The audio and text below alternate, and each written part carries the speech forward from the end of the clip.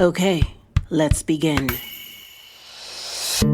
I am Lanice Antoine Shelley, and I'll be your host through constructive, healing-based conversations designed to illuminate the adoptee, parents, and the adoption curious. We center the topics around community, mentorship, leadership, and healing, so you get a multi-dimensional view that is ultimately empowering. These are the voices who could not speak when they were young.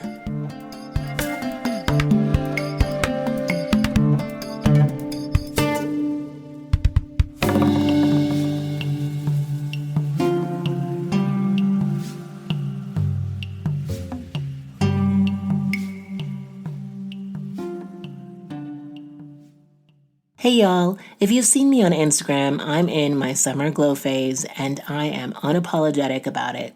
My hair is luscious. Fun fact, I didn't start properly treating and doing my own hair until I was a grown adult because like many Black adoptees, no one showed me how to do my own hair. And because I love you all so much, I'm going to share with you my hair secret. I'm always on the lookout for things you'd love and things that will enhance your well-being inside and out. We Unique Cosmetics sent me their Moisture Lock pomade and scalp and hair therapy oil from their Metamorphosis line, and it's so decadent, light, and nourishing, fam. This has become a hair routine staple. It has a soft lemongrass scent that people comment on when I walk by or when they're doing my hair because now I have boho locks.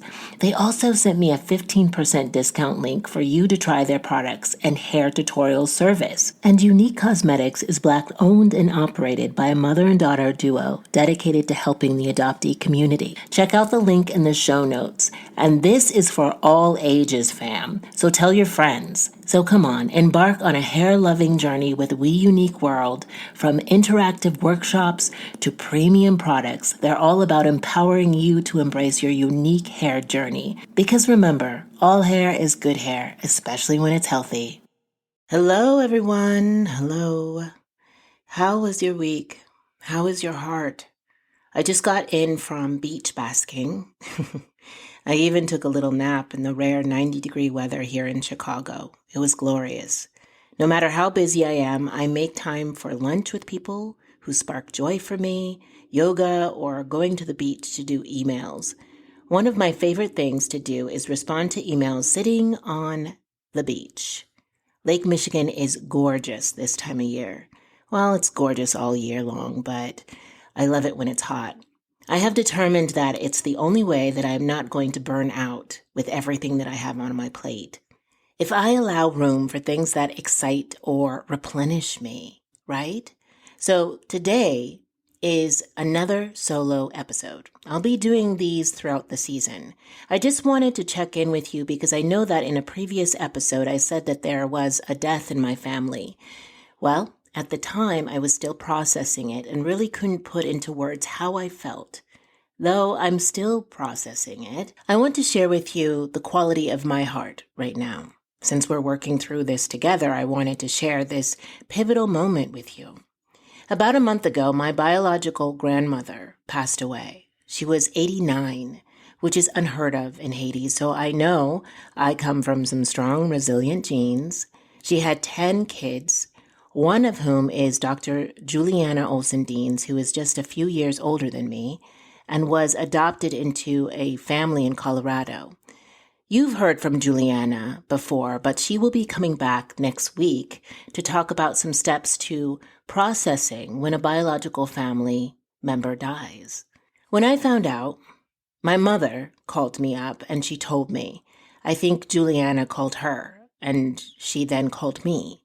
I got off the phone and wept for about 2 days.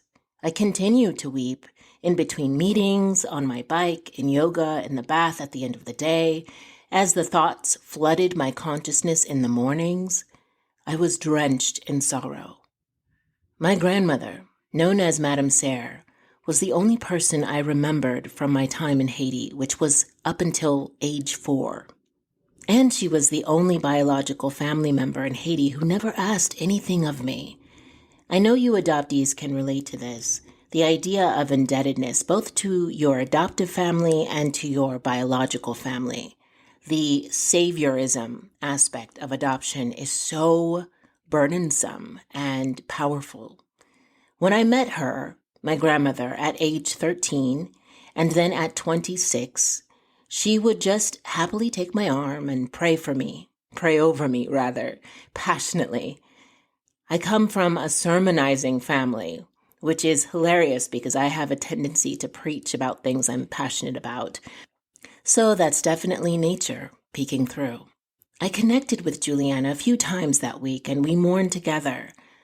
I still am a bit stunned by the loss and sobering mortality of this life. We can't go back for the funeral, back to Haiti that is, because things are so unruly there right now.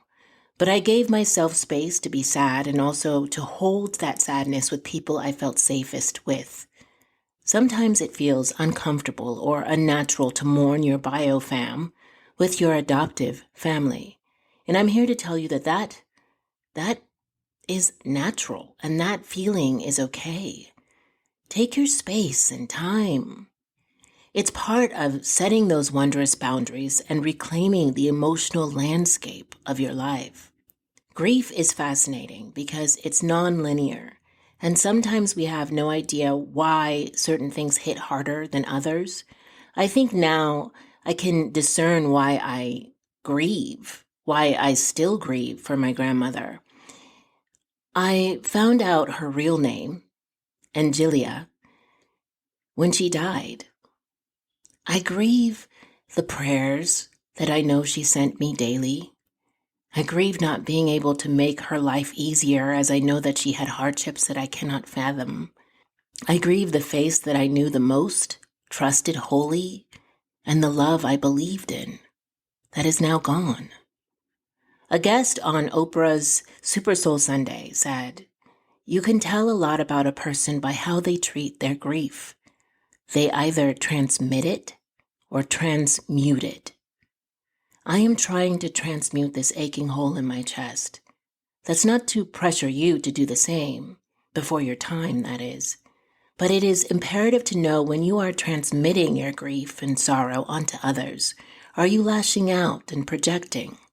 It is in the knowing the difference that we are able to preserve relationships that are here, in front of us, and needing our attention. I haven't experienced much death in my life, and I know that will change. And I also recognize that others have experienced it at an agonizing frequency. It's complicated for us adoptees as it can spur and undo the healing work we've done. Know that you have permission to feel around in the messiness of your emotions. Let it pour, flood, and flush through you. We do what we can, so there's no point in infecting our spirit with regret. Talk to someone you trust who will hold your experience sacred. Journal a letter of remembrance about what you would say if they were here now. Or just be quiet, sit, and light a candle in remembrance to them and wish their soul well. I continue to process the loss of this life. One thing I have to remind myself is that love did not die. Her love did not die. Her body did. I still have access to that love, knowledge, and strength. Each time she took my hand, passionately prayed over me, she was essentially implanting her love to reside firmly in my skin, my heart, and my soul forever. I have been imprinted with her love. Life is full, my friends, my fam. But we are learning and we are doing this together, right? Let's chat more on Instagram at Young Adoptee, or go to my website at laniceantoineshelley.com and you can see a plethora of adoptee resources. I love hearing from you, so reach out, okay? Another beautiful episode.